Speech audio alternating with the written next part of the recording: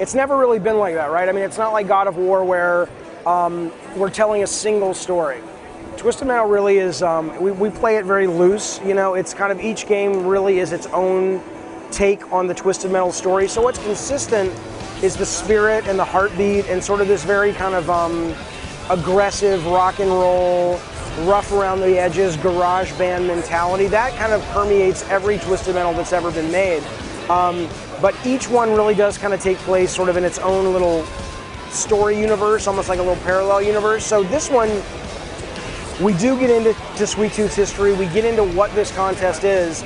It's run by this guy called Calypso, and we, for the first time, really begin to get into his motivations, who he really may be, who are the people in the world that are fighting against him, and what happens to those people when they push back against this very powerful guy. Because remember, any character who wins his contest is able to get any wish they want. He's kind of like a modern day genie in the bottle, right? But what ends up happening is all of their human flaws, you know, whether it's Dollface's vanity, Mr. Grimm's inability to let go of the past, or simply Sweet Tooth's sort of insanity, these very human flaws end up sort of manifesting themselves in these stories in these very over-the-top comic book ways, but still really kind of show how powerful Calypso actually is in terms of he can give you anything you want.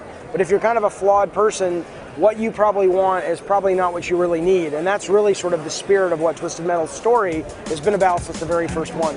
It's hard to say because I think Twisted Metal 1 and 2, which I worked on, you know, culturally it was very different with launching the PlayStation in that it was more of a territorial, you know, what worked in Europe didn't work in America a lot and vice versa. So, you know, for every Twisted Metal or ESP and Extreme Racing, which did huge over here, we had a Wipeout or an Assault Rigs from Psygnosis, for example, that didn't really resonate commercially over here, but were huge hits in Europe.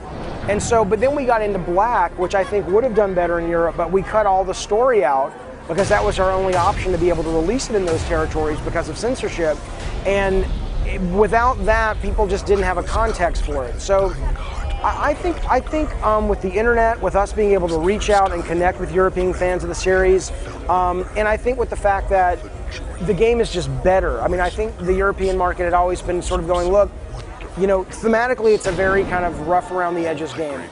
We know a lot of the European territories are really into sleek, refined, more, not polished gameplay, but more just visual polish in terms of sort of cleaner lines, you know, things like that, that Twisted Metal, the aesthetic has never really been about. We've been more American and rock and roll, and so we're never going to go out to Europe and be a game that is Wipeout. You know, we're never going to, because we just don't speak to it that way, to that territory. But what's been awesome is with the internet and with interviews like this, we have actually begun to realize over the last 2 years that there are fans of Twisted Metal in Europe and all over the world, and we never knew until the internet, you know, that we really could connect with them. And so we don't know if we're going to go out to Europe and have 5 million fans or 5,000 fans, but it doesn't matter because I mean, it matters. We'd love to be a big success everywhere we go, but the game is always first for us, and we're so excited and passionate about it that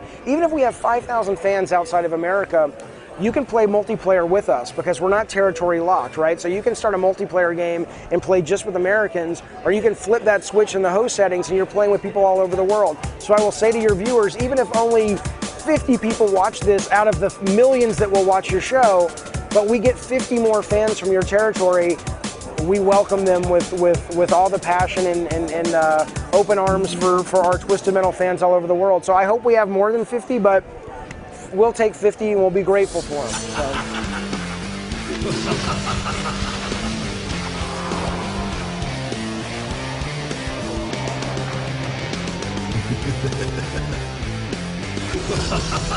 So.